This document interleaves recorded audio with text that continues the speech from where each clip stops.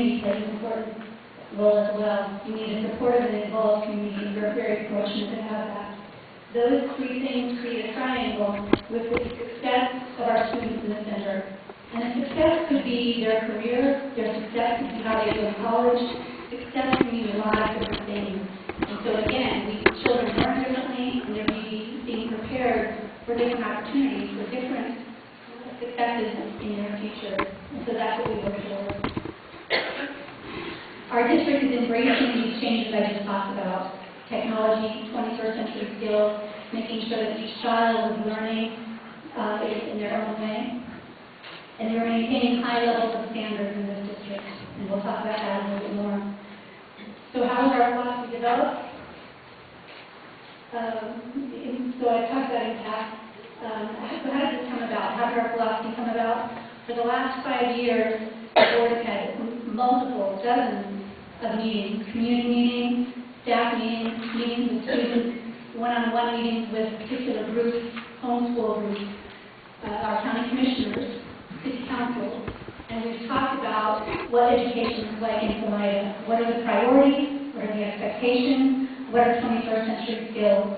And based on years and multiple conversations, we keep honing those priorities to develop the goals that guide the board and guide the district.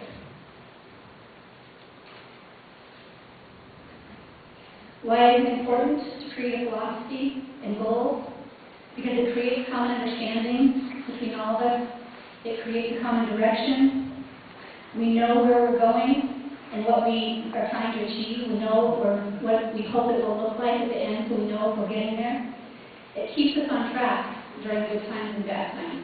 And I think that our goals that we created as a community, as a staff, as a district, the goals that we created over the last 5 years, I believe that's why we weathered the storm better last year than most districts in Colorado. It's a continual process, and we will continue to have more discussions with you after this budget is set, so we can continue to say, what does education look like in Salida? What will it look like in 2011, 2012, 2018, to look ahead? All of our priorities have been established with comments from community, staff, and students. All board decisions are aligned to our philosophy and our priorities. One thing that's very important for you to understand, the board has not made a decision about a 4-day week or a 5-day week. We're not opposed, because we need to hear what you all have to say about it. And we need to fight this. We need to have a community discussion first. So please understand the board has not made any kind of decision. We will not make our decisions out of fear. And that's something very important for all of us. Is it scary to know that we got an $800,000 cut from the state? Yeah, it doesn't feel very good. But are we going to make our decisions out of fear? No. We will not let finance be our only driver in our decisions about education. But we will do the best for education in Salida and for our kids with the resources that we have.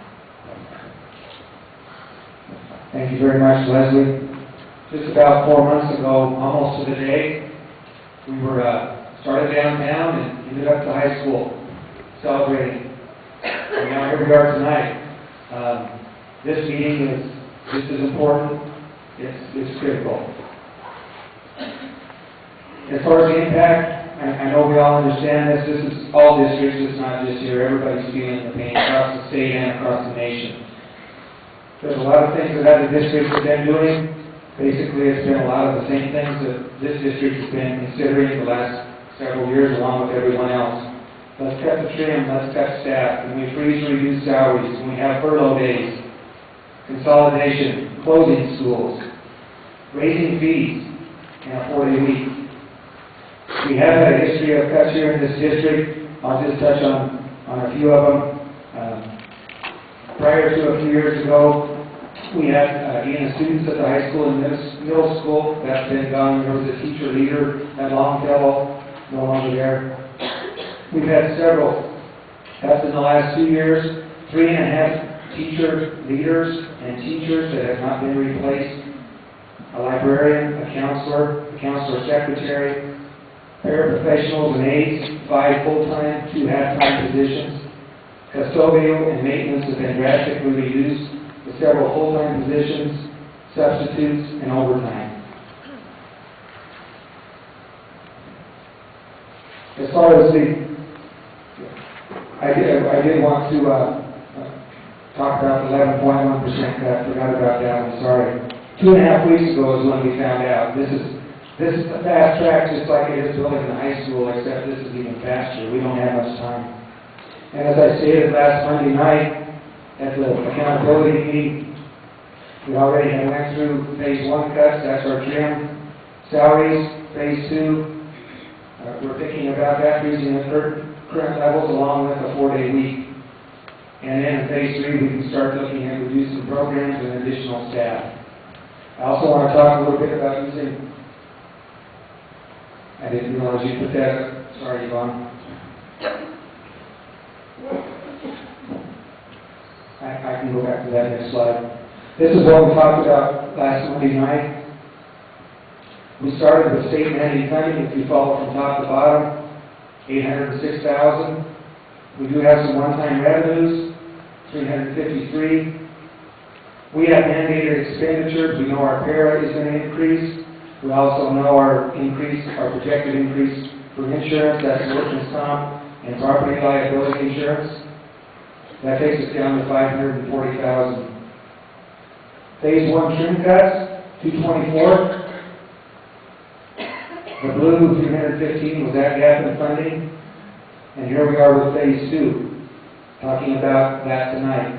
Mainly that $170,000, the savings that we feel we could get with a 4-day week. That still leaves a $145,000 gap.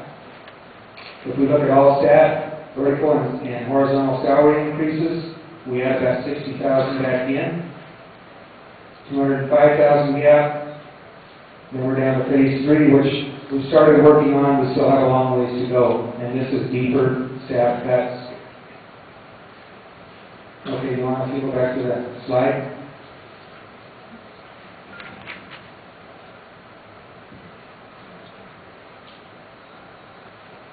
Using our reserves, that's always an option.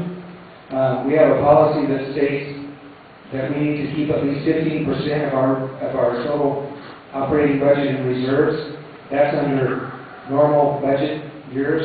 We're not normal anymore, so we have to cautiously think about dipping deep into our reserves because we don't know what's going to happen next year. It's fundraising a possibility. Could be. A lot of districts are looking at lunch fees, raising lunch prices, bus fees, charging to ride a bus. We are too, as far as activity trips. One thing that's interesting, there's a lot going on in the state right now. I don't know if you kept up with Grand County and Fraser Valley. Their community has stepped up and charged the board.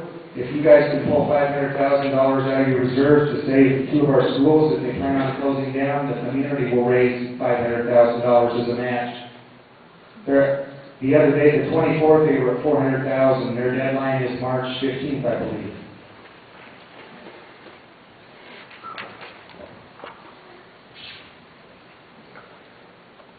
Where we've been, we had a budget committee that was actually formed long before my time. It's continued this year. We've had several meetings already since December. We have had and will continue to hold numerous staff and community meetings like this one. We have also developed a priority list in here that's that way in just about every district I know of. How can we cut without affecting students the worst? That's the difficult piece because no matter what you do, it's going to affect students. We're trying to keep it as far away as possible. We also want to minimize the impact. We'd love to keep all of our core classes, all of our electives, all of our AP college credit, all of our activities, and all of our athletics. We want to try to get the most that we can offer our students, like Leslie said, with the resources we have. And one thing I think we all realize, the educational experience of everybody in this room, everybody in this community, and everybody in this state may look a little different. We all look at what a priority is in a little bit different way. And now we're looking at what about after this year? There's no magic thing out there that says that, oh, after you pass one more year, guys, it's going to get easier. It doesn't look like it's going to get easier. So we have to look at minimizing our impacts. I think we do need to be creative. and work together.